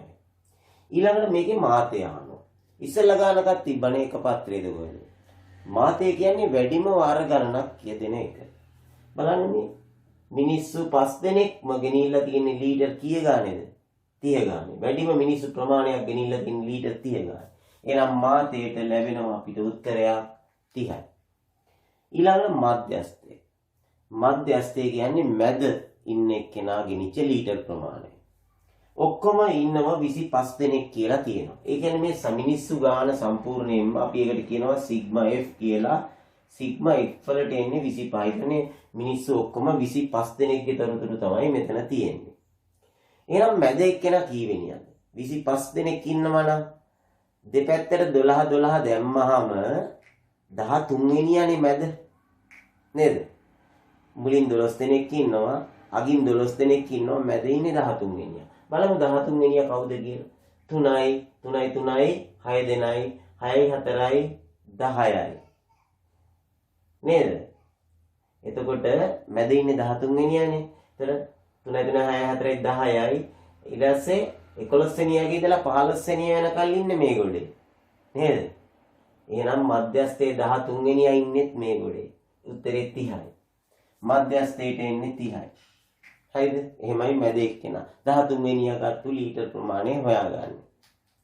ඊළඟ මධ්‍යණය හොයන්න ඕනේ මේ වගු ආශ්‍රයෙන්. මධ්‍යණය හොයන්න නම් අපිට පුළුවන් මෙන්න මේ ලීටර් ගණන මිනිස්සු ගණන සංඛ්‍යාතය කියලා කියනවා අපි මේකට සංඛ්‍යාතය. ඒතර මේ මිනිස්සු ගණන ලීටර් ගණනෙන් ගුණ කරාම මේ 3 දෙනා ගෙනිච්ච මුල් ලීටර් ප්‍රමාණය 25 3 75යි කියලා එනවා. ඊළඟට මේ 3 දෙනා ගෙනිච්ච ලීටර් ප්‍රමාණය හොයන්න 27 ඒවා 3 දෙනෙක් ගෙනිහිල්ලා තියෙන්නේ. ඒතකොට 24 3 51යි කියලා අපිට ලැබෙනවා. 3 4 21යි 2යි 3 2 6යි නෑ. 24 3 81යි. 3 වරක් 4 21යි, 2ක් ඉතිරි. 3 වරක් 2 6යි, 2යි 8යි. ඊළඟට 29 ඒවා 4ක්. බලමු. 4 වරක් 9 30න් 6 දැම්ම 3ක් ඉතිරි. 4 වරක් 2 8යි, 9 10යි 11යි. ඊළඟට 30 ඒවා 5ක්. 150යි. 31 ඒවා 3ක්. 3 වරක් 1 3යි, 3 වරක් 3 9යි. ඔය විදිහට ඉතාමත්ම නිවැරදිව මේවා ගුණ කරගන්න ඕනේ මේ විදිහට. එකක් හරි වැරදුනොත් මොකද වෙන්නේ? මේක අපි දැන් එකතු කරගන්න එපා මේ fx තීරුව. අපි එක ඊතර උත්තරේ වරදිනවා නේද? 3 වරක් 4 12 එකක් ඉතිරි. 3 වරක් 3 9යි, 1යි 10යි. 4 වරක් 2 8යි, 4 වරක් 3 12යි. ඔය විදිහට දෙපාරක් වුණා චෙක් කරාට කමක් නැහැ. අපිට එකක් හරි වැරදුනොත් මේකේ එකතුව වරදිනවා. 5 1යි 6යි 12යි 12යි 12යි 8යි 20යි 3යි 23යි 2යි 25න් 5 දැම්ම දෙකක් ඉතුරුයි. 7යි 2යි 9යි 17යි 18යි 23යි 32යි 33 34යි. 3ක් ඉතුරුයි. 4යි 5යි 6යි 7යි. උත්තරය 745ක් වෙනවා. එතකොට මධ්‍යනේ හොයන්නේ කොහොමද? අර අපිට ආපු මේකට අපි කියනවා සිග්මා fx කියලා. Sigma fx. fx තීරුවේ එකතුව. ඒ කියන්නේ fx තීරුවේ එකතුව f තීරුවේ එකතුවෙන් බෙදන්න ඕනේ. ඒ කියන්නේ 745 බෙදන්න ඕනේ f තීරුවේ එකතුව කීයද? 25න්. එතකොට අපි මේක බෙදලා උත්තරය අරන් දෙන්න ඕනේ ඉතාමත්ම නිවැරදිව. 745 අපි 25න් අපිට පුළුවන් පැත්තක බෙදා ගන්න. 25 ඒවා දෙකක් 50යි. 3ක් 75යි වැඩි වෙනවනේ. 50යි 24ක් ඉතුරුයි. ඊළඟට මේ 5 ගන්නවා. 245ට 25 ඒවා. 100ට නම් 4යි, 200ට නම් 8යි. 225ට 9ක් තියෙනවා. 225යි. 20ක් ඉතුරුයි. ඊළඟට දශම තිත තියලා බිඳුවක් ගන්නවා. 200ට 25 ඒවා තියෙනවා. 100ට 4යි නම් 200ට 8යි. උත්තරය 29.8ක් කියලා එනවා. මොකද්ද මේ? ලීටර් නේද?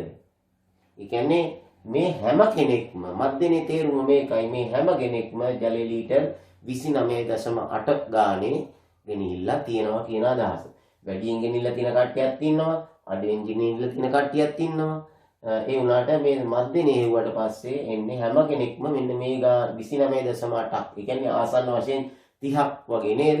වට යන්න කියලා තිබ්බනම් පූර්ණ සංඛ්‍යාවට අපිට උත්තරේ 30යි නේන්නේ. හරි කිව්වොත් විතරයි වට යන්නේ. හොඳේ. රයිට්. ඊළඟට අපි බලමු 6 වෙනි ගාන. බහුවස්ත්‍ර සම්බන්ධ පාඩමෙන් තියෙන්නේ. මෙතන හොයන්න තියෙනවා අපිට x සහ y ගුලාගයන්. ඉතින් මේ රූපේ තියෙන තොරතුරු ඇසුරෙන් x වලාගය සොයන්න. බලන්න x තියෙන තැන මෙන්න මෙතන. ඒතර අපිට ජ්‍යාමිතික සම්බන්ධයක් කියන්න පුළුවන්ද? x ඇසුරෙන් ලියන්න පුළුවන් ජ්‍යාමිතික සම්බන්ධයක්. අපිට පේනවා මෙන්න මේ සරල රේඛාව මත පිහිටි බද්ධ කෝණ දෙක. මේ දෙකේ එකතුව කීයද? සරල රේඛාව මත පිහිටි බද්ධ කෝණ දෙකේ එකතුව අංශක 180යි. එතකොට මේ x වලට 40ක් එකතු කරාම උත්තරය 180යි. එහෙමනම් x ලාගේ ගන්න පුළුවන් 180යි. අංශක 180න් අංශක 40ක් අඩු කරමු. උත්තරේ කීයද? අංශක 140. ඊටමත් පහසුවෙන් x ලාගේ හොයන්න පුළුවන්. අංශක 140. මේක අපි දැන් හොයාගත්තා. ඊළඟට දැන් අපෙන් අහනවා y වලගේ හොයන්න ඉස්සෙල්ලා අපි මේ බහුවස්ත්‍රයේ තියෙන මුළු අභ්‍යන්තර කෝණ එකතු හොයන්න එපා. ඒක තමයි අපෙන් අහන්නේ ඊළඟ ප්‍රශ්නය. මේ බහුවස්ත්‍රයේ මුළු අභ්‍යන්තර කෝණවල අයික්‍ය කීයද කියලා. ඉතින් මේකේ පාද කීයක් තියෙනවද? 1යි 2යි 3යි 4යි 5යි 6යි. පාද ගණන 6යි. එහෙමනම් එක ශීර්ෂයක ඉඳලා අපි මේක ත්‍රිකෝණ වලට වෙන් කරොත් මෙන්න මෙහෙම. අපිට එක ශීර්ෂයක ඉඳලා ත්‍රිකෝණ වලට වෙන් කරොත් අපිට ත්‍රිකෝණ 4කට වෙන් කරගන්න පුළුවන්. එහෙනම් ත්‍රිකෝණ ගණන 4යි. ඒ කියන්නේ පාද ගණනෙන් දෙකක් අඩු කරාම තමයි ත්‍රිකෝණ ගණන හැදෙන්නේ. ඒ කියන්නේ පාද 10 නම් ත්‍රිකෝණ 8යි. පාද 6 නම් ත්‍රිකෝණ 4යි. දෙකක් අඩුවෙන් ත්‍රිකෝණ හැදෙන්නේ හැමතිස්සෙම. පාද 4 නම් ත්‍රිකෝණ 2යි. ඒ වගේ. එතකොට එක ත්‍රිකෝණයක අභ්‍යන්තර කෝණ එකතු අංශක 180යිනේ. එහෙනම් ත්‍රිකෝණ 4යිනේ හැදුනේ. එහෙනම් 180 ඒවා 4කින් අපිට පුළුවන් මුළු අභ්‍යන්තර කෝණ එකතුව ගන්න. 180 ගුණ කිරීම ත්‍රිකෝණ ගණන. ත්‍රිකෝණ ගණන කීයද? 4. එතකොට 184න් ගුණ කළාම අපිට ලැබෙනවා 720ක්. මෙන්න මුළු අභ්‍යන්තර කෝණ එකතු. එහෙනම් මේ ටික ඔක්කොම එකතු කරාම අපිට එන්න ඕනේ 720ක්. අපි එමුනම් එකතු කරමු. y එකතු කරාම එනවා 2y.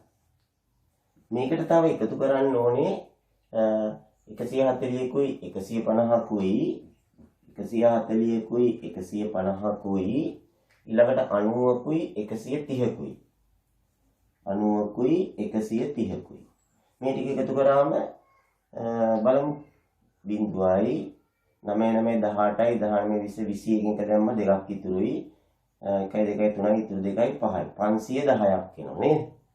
අංශක 510ක් එනවා. සමාන වෙන්නේ 720ට. 2y ට ඉතුරු කෝණ ටික එකතු කරාම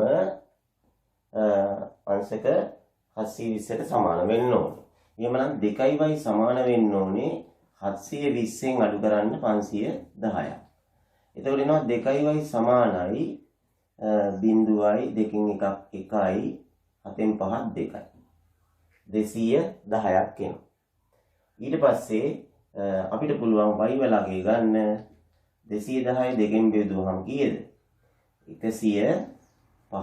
අංශක 105යි.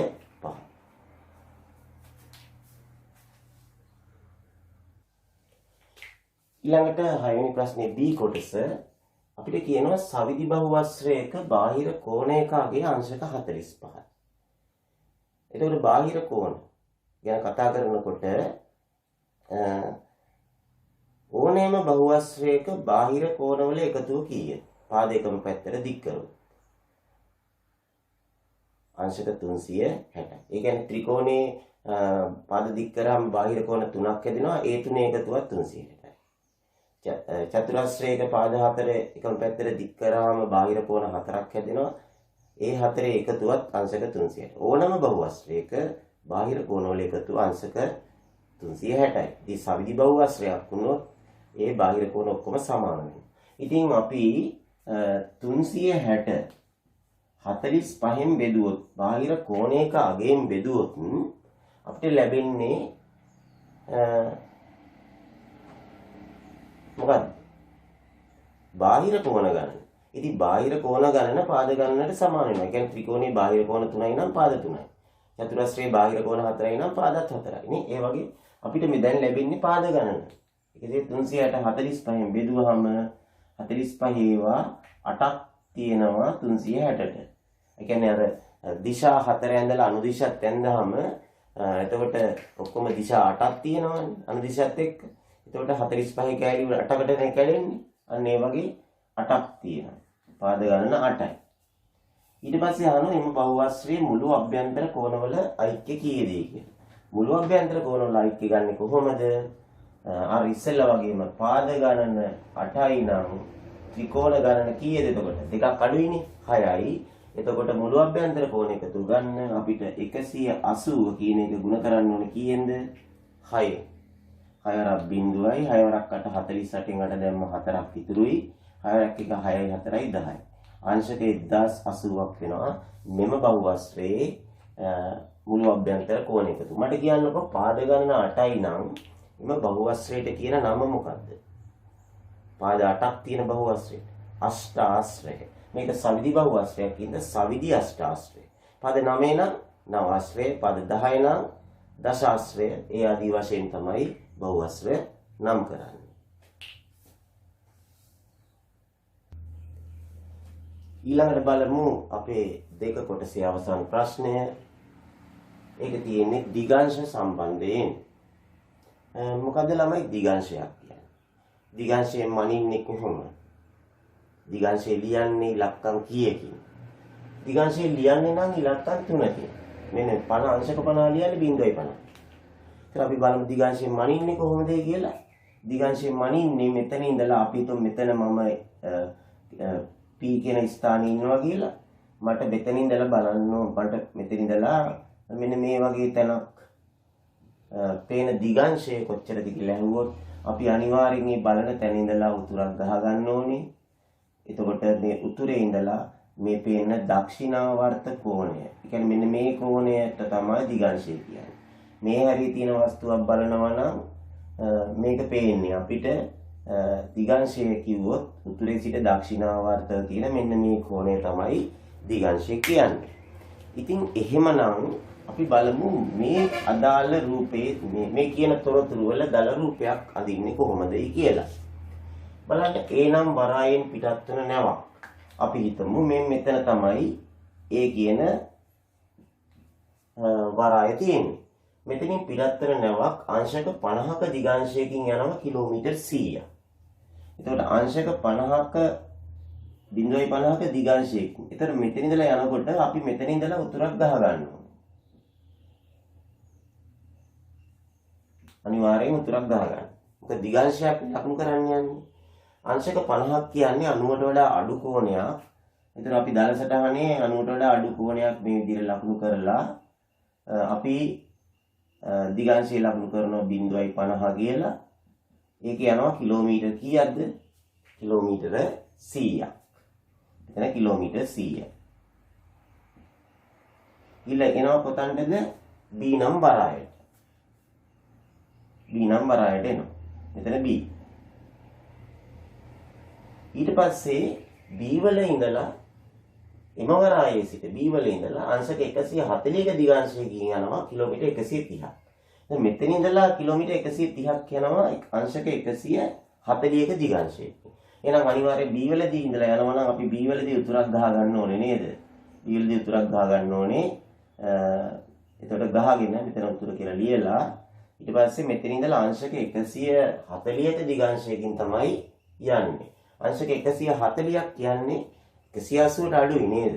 එතකොට මෙහෙම අපි මෙහෙම ඇඳොත් එහෙම අංශක 180ක් නේ සම්පූර්ණ කෝණය 140ක් කියන්නේ ඊට වඩා අඩුයි. මේ විදිහට යනවා දිගංශය මෙන්න මේ කෝණය අංශක 140යි. ඊට පස්සේ මේ විදිහට ගිහිල්ලා C නම් වරායට එනවා. එතකොට ඒ කියන්නේ කොච්චර දුරක්ද? කිලෝමීටර් 130ක්. කිලෝමීටර් 130ක්. C නම් වරායට එනවා.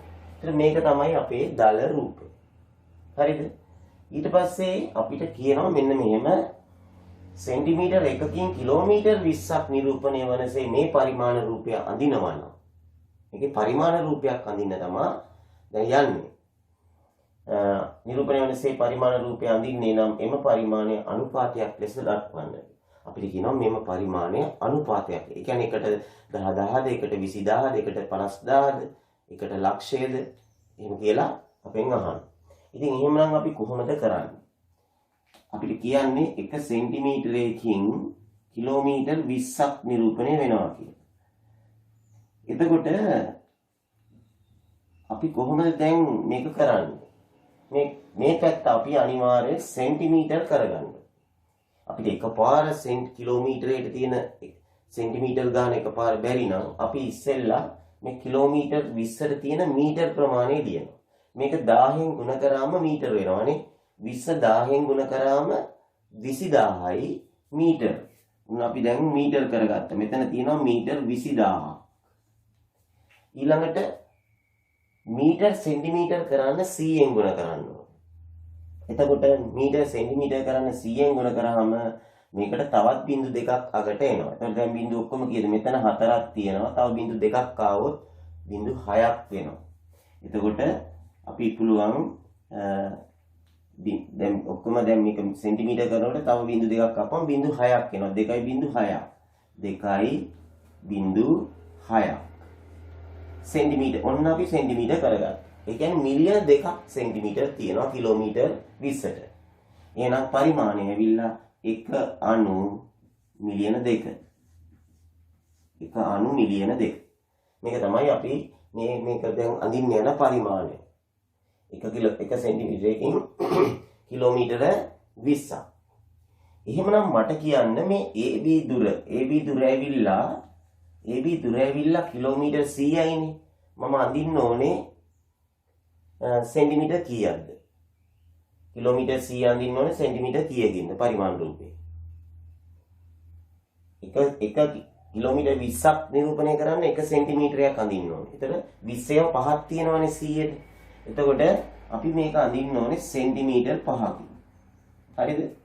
ඊළඟට BC දුර අඳින්න ඕනේ සෙන්ටිමීටර් කීයකින්ද? මෙතන තියෙනවා 20 130ට කිලෝමීටර් 130ට තියෙනවා 20 6කුයි තව 10කුයි. එතකොට 20 6 සෙන්ටිමීටර් 6කින් අඳින්න පුළුවන්. අර කිලෝමීටර් 10 අඳින්න පුළුවන් සෙන්ටිමීටර් භාගයකින්. නේද? 20ට 1 සෙන්ටිමීටර නම් 10ට සෙන්ටිමීටර භාගෙනේ. ඒතර ඔක්කොම මෙතන තියෙනවා සෙන්ටිමීටර 6.5. එහෙමනම් ළමයි ඕගොල්ලෝ පරිමාණ රූපේ හරියට අඳින්න. ඒ කියන්නේ මේක අඳිනකොට කෝණමානය තියලා උතුරක් ඇඳලා කෝණමානය මේ පැත්තට තියලා අංශක 50 හරියට ලකුණු කරන්න. ඒක ලකුණු කරලා ඉවරලා ඒකේ හරියටම සෙන්ටිමීටර් 5ක් දුර ලකුණු කරන්න. හරිද? එතකොට සෙන්ටිමීටර් 5ක් දුරින් ලකුණු කරාම අපිට B එනවා. ඊට පස්සේ ඒ B වලට උතුරක් ඇඳගෙන අපි කෝණමානය මේ පැත්තට තියලා අංශක 140ක් හරියටම මනින්න. හරිද? මැනලා ඉවරලා මේ දුර මේ රේඛාව ඇඳලා ඒකේ සෙන්ටිමීටර් 6.5ක් ලකුණු කරනවා. එතකොට මෙතන පරිමාණ රූපේ අපි දරසටහනේ කිලෝමීටර් 100 ලිව්වට පරිමාණ රූපේ අපි සෙන්ටිමීටර් 5 කියලා ලියන්නේ. පරිමාණ රූපේ කිලෝමීටර් 130 ලිව්වට මේ දරසටහනේ කිලෝමීටර් 130 ලිව්වට පරිමාණ රූපේ මෙතන ලියන්නේ කීයද? සෙන්ටිමීටර් 6.5. මෙහෙම ලියලා අපෙන් අවසාන ප්‍රශ්නයේ වශයෙන් අහනවා එහෙමනම් ඒ වරායේ සිට C වරායට ඇති සැබෑ දුර කොච්චරද කියලා. පරිමාණ රූපය ඇසුරේ. ඒතර ඕගොල්ලන්ට පුළුවනි දැන් පරිමාණ රූපය හරියටම ඇඳලා පස්සේ මේ AC දුර මනින්න. AC දුර මැන්නහම ඕගොල්ලන්ට ලැබෙයි. AC දුර මැන්නහම ඕගොල්ලන්ට ලැබෙයි. දැන් මේ දෙක මේ අපි අඳින දෙකනේ. AC දුර මැන්නහම ඕගොල්ලන්ට හරියටම 8.2ක් සෙන්ටිමීටර් කියලා ඕගොල්ලන්ට ලැබුණොත්. හරිද? 8.2ක් ඕගොල්ලන්ට ලැබුණොත් ඕගොල්ලෝ මේ කෝණයත් හරියට මැනලා මෙතන සෙන්ටිමීටර් 5ත් හරියට මැනලා මේ 140 කෝණයත් හරියටම මැනලා මෙතන 6.5ත් හරියටම මැනලා තිබ්බොත් තමයි මෙන්න මේ AC දුර 8.2ක් එන්නේ. කොහේ හරි එක තැනක් හරි වැරදිලා තිබ්බොත් ඕගොල්ලන්ට මේ 8.2 එන්නේ. හරිද? විභාගෙදී තින් ඕගොල්ලන්ට පොඩි chance එකක් දෙයි. එක දශමයක් වැඩි හෝ අඩු වුණොත් එහෙම. හරිද?